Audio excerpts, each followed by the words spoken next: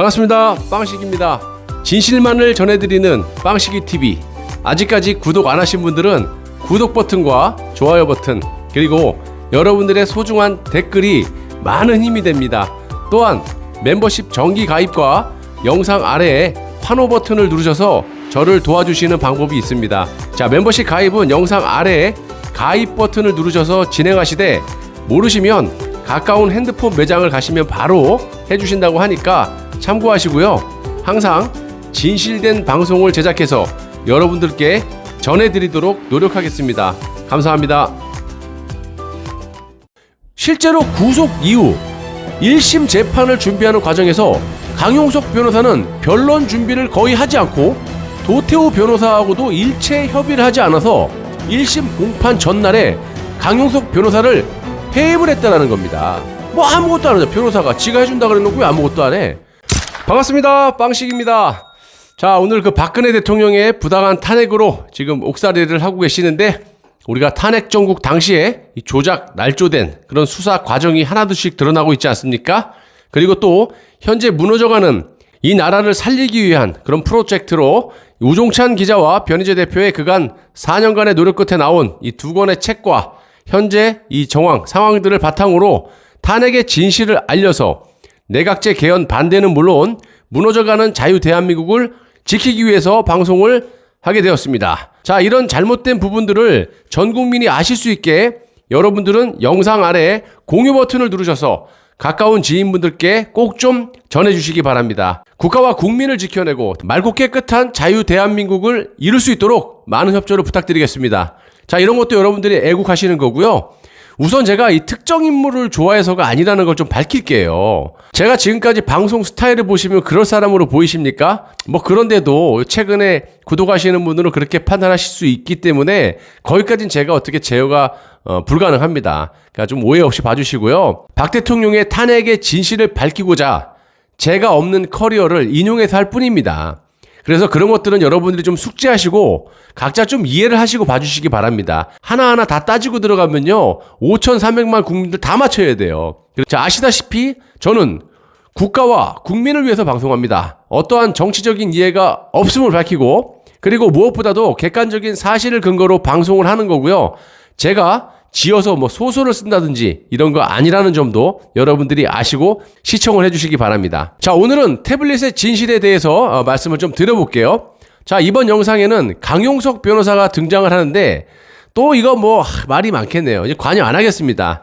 자, 저는 제가 추구하는 길만 가면 되는 거니까. 자, 함께 이 서울구치소에 수감이 되어 있다가 이 변 대표하고 강용석 변호사는 서울구치소에 함께 수감이 되어 있다가 이 강 변호사가 2019년 4월 5일 변희재 대표보다 2달 정도 먼저 석방이 되었다고 합니다. 또한 변희재 대표도 석방된 이후에 가장 먼저 강용석 변호사의 유튜브 방송인 가로세로 연구소에 출연을 하면서 우정을 쌓아갔다라고 하고요. 또 이 강 변호사는 변 대표가 주최한 태블릿 조작 특검 수사를 위한 기자회견에도 취재를 지원해줬고, 변 대표도 이 가로세로 연구소에 고정으로 출연을 하게 됩니다. 뭐 사이가 좋았죠, 예전에는. 자, 그러나 미디어워치의 태블릿 실사용자 이 김한수의 사용 증거를 밝혀내자 강용석 변호사의 태도는 180도로 바뀌어버렸다라고 합니다. 자, 강용석은 유영아 변호사를 통해서 김한수와 일찌감치 연결이 돼 있던 것이라고 하는데, 강용석 변호사는 태블릿의 실사용자인 김한수에 대해 증거를 무턱대고 부인했고, 가로세로 연구소와 연결된 채널들은 일제히 이 변 대표를 음해 비방하고 나섰다라는 겁니다. 자, 여기서 잠깐. 중요한 건 여기에 대해서 해명이 없다라는 것은 조금 우리가 의심이 됩니다. 자, 여러분들이 개개인별로 좋아하는 스타일이 있으시겠지만 이런 문제가 있으면 당사자가 해명을 하면 되는 거예요. 그런데 묵묵부답으로 수수방관한다면 의혹이 더 커진다는 점도 여러분들이 고려하시고 시청을 부탁드리겠습니다. 강용석 씨의 팬들은 변 대표의 주장과 반대 논리가 있을 수 있겠죠. 자, 그건 논리적으로 풀면 되는 거고, 제가 봤을 때는 이 검사와 당시 판사들, 뭐 당사자들 신명들까지 거론됐기 때문에 이 책에 문제가 있으면 법적으로 대응하면 되는 거예요. 그런데 가만히 있다라는 건 그것도 문제죠. 자, 이런 거는 주관적으로 판단할 문제는 아닌 듯 하고요. 객관적으로 보셔야 됩니다. 객관적인 사실로. 자, 그래서 서로의 진영 싸움으로는 해결이 안 된다는 점도 고려해 주시기 바랍니다. 자, 그래서 변 대표는 어느 날 갑자기 이 김한수의 태블릿 사용 증거를 발견하고 주장한 게 아니라고 말을 합니다. 태블릿을 조사하면서 처음 쓴 공개글은 국회에 박근혜 대통령 탄핵 소추안 표결 전날인 2016년 12월 8일 태블릿 PC 최순실이 아닌 김한수 행정관의 것이 확실, 국회는 탄핵을 멈춰라 라는 제목의 글이었다고 합니다. 자, 그러면서 쭉 이야기를 합니다. 즉 태블릿 조작론의 핵심은 태블릿 실사용자가 최서원이 아닌 김한수 전 행정관이라는 점입니다. 제가 여러 방송을 해서 여러분들이 아시겠죠? 자, 당연히 강용석 변호사가 참여한 구속영장 실질심사와 1심 재판 준비 때도 김한수 행정관이 태블릿의 실사용자라는 그런 정황들을 항변하는 것이라는 겁니다. 자, 이 준비를 함께한 변호사가 막상 김한수와 사용한 결정적 증거를 밝혀내자 이 강용석 변호사가 돌변을 해가지고 과거의 의뢰인을 음해한다면 여러분들은 어떨까요? 자, 실제로 변 대표는 김한수 실사용자 증거를 공개하기 직전인 2018년 12월경 강용석 변호사에게 조만간 김한수 실사용자가 증거가 밝혀질 것이라고 알려줬고, 그러자 강용석 변호사는 유용하 변호사를 만날 것을 제안해서 함께 만났다라고 합니다. 자, 그 자리에서 유용하 변호사는 누군지 알죠? 유용하 변호사. 이제 김한수와 술 한잔 마시고 서로 풀자라는 제안을 했다라고 합니다. 변 대표에게.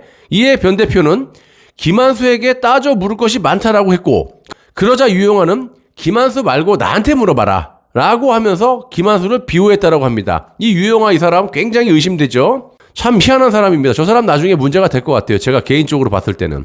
자, 그리고 강용석, 유용하, 김한수는 사실상 한패였던 것으로 판단하고 있다는 겁니다. 저렇게 박근혜 대통령 등 뒤에 비수를 꼽고 검찰과 언론사가 유착이 돼갖고 이런 식으로 거짓 진술을 한 이 김한수를 비호한다는 자체가 어불성설이죠. 말이 안 되죠. 자, 솔직히 사실들이 드러난 이후에 이런 식으로 믿었던 사람들이 돌변한다면 저라도 열받죠. 열받는 걸 넘어서.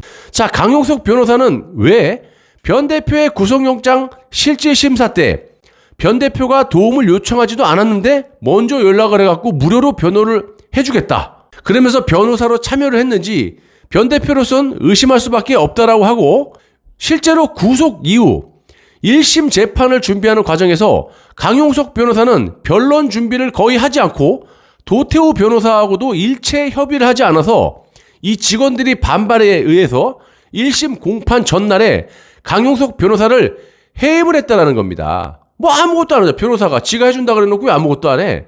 내가 봤을 땐 스파인 것 같아. 정보를 빼내갖고 어떻게든 이렇게 무마시키려고.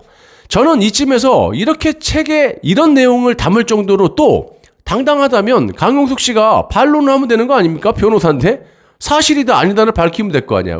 왜 입을 닫고 있냐 이 말입니다. 그리고 솔직히 강용석 씨는 김부선 씨도 변호하고 뭐 등등등 정치인들 변호를 하면서 아주 얍삽하게 자기에게 못 떨어지는 게 있나, 뭐 돈보다도 아니면 자신이 정치적으로 살아남기 위해서 변호를 많이 했던 것 같아요. 그리고 뭐 죄다 다 재판에서 지고, 그리고 지금 김한수의 죄가 명명백백히 드러났는데 언론사와 검찰과 유착이 됐는데도 그런 사실이 드러나잖아요.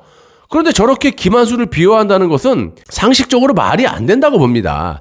그리고 말 한마디도 못하고 있잖아요. 자, 강 변호사는 처음부터 유용하 변호사와 김한수와 연결이 돼서 태블릿의 진실을 파묻기 위해 변 대표에게 접근을 해왔는지 그런 의심을 하고 있다는 거고, 아니 저부터도 의심이 되죠. 무료로 변호해준다는 사람이 왜 1심 공판에 들어갔을 때는 왜 아무 말도 안 하고 변호도 안 하고 협의도 안 하고 그래. 자, 강용석 변호사가 갖가지 이 실언 등으로 정치계에서 퇴출된 뒤에 재기의 발판을 만들어준 방송사가 어딘 줄 아시죠? JTBC잖아. 여러분도 아시다시피 홍석현의 JTBC는 정치인으로서 가치를 상실한 퇴출당한 인물을 정치 사회는 물론 예능 프로그램까지 동원해서 띄워준 바가 있습니다. 뭐 썰전 대표적으로 등등등. 이 태블릿 조작 관련 특검 수사가 시작되면 이 문제도 수사 대상에 포함시켜야 한다는 것이 변 대표의 주장입니다.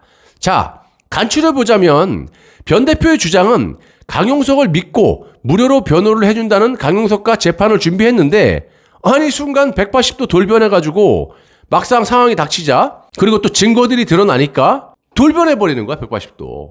그리고 강용석은 변호사로서 변론 준비도 하지 않고 도태우 변호사와도 일체 협의도 안 해서 해임을 하고 유영하라는 변호사까지 또 합세를 해가지고 박 대통령 등 뒤에 비소를 꼽은 김한수를 비호하자 변 대표가 저들을 의심하게 됐고 현재 상황까지 온 듯합니다. 그러니까 저는 솔직히 중간 입장에서 봤을 때 이 댓글 다는 거 보면요, 확실한 증거와 논리를 갖고 팩트를 가지고 들이대란 말이야. 열받으면 소송하면 될 거 아니야. 유언부여 살포로 이 책에 대해서 고소라든지.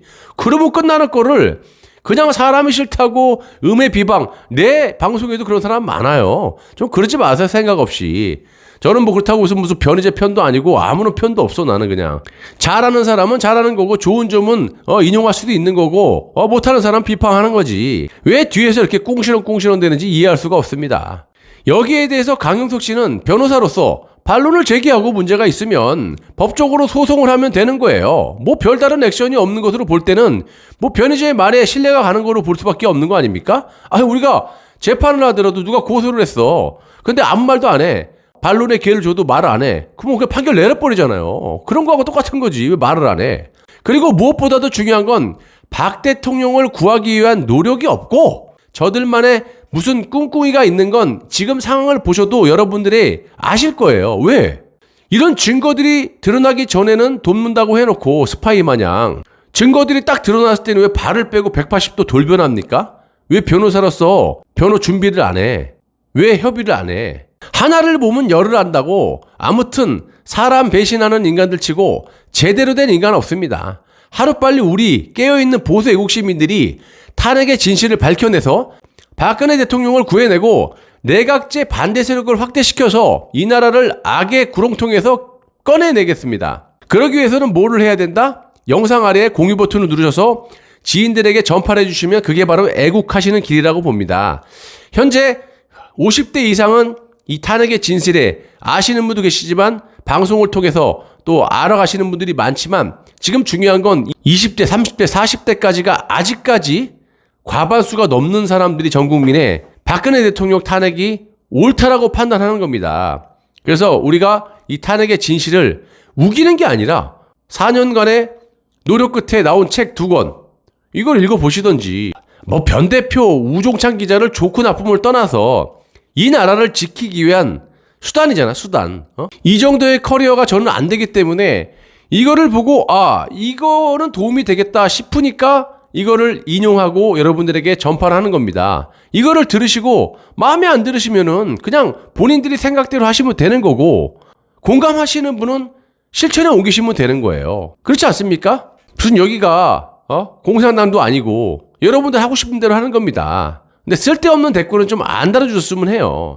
몇몇 세작을 하는 이런 인간들이 있는데 저는 그런 거에 안 넘어가요. 제 생각이 옳다 그러면 가는 겁니다. 여러분도 마찬가지예요. 옳다면 옳은 길을 가야지 100명 중에 한두 명이 꼭 그렇게 세작질을 합니다. 참 고생 많습니다. 세작하는 사람들도. 저는 현명하신 여러분들을 믿습니다. 감사합니다.